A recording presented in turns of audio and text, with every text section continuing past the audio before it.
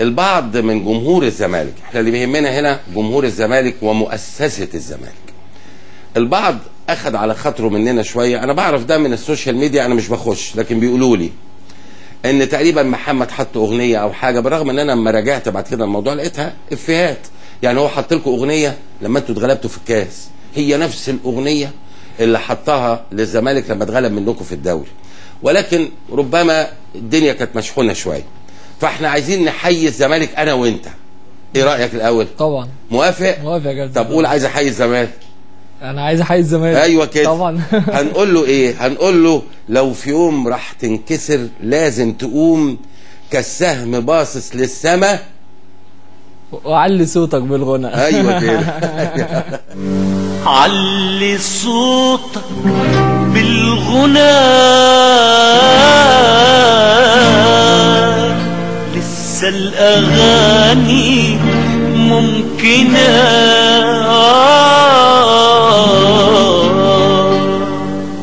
ولسه ياما ياما ياما ياما في عمرنا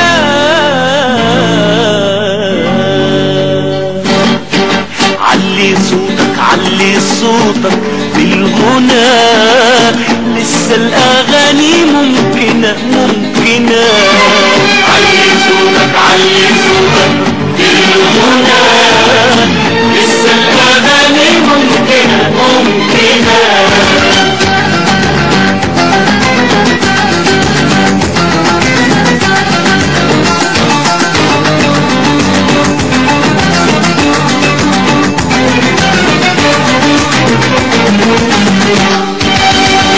ولو في يوم راح تنكسر لازم تقوم واقف كما النخل باصص للسما للسما ولا انهزام ولا انكسار ولا انهزام ولا انكسار ولا خوف ولا حلم نابت بالخلا بالخلا.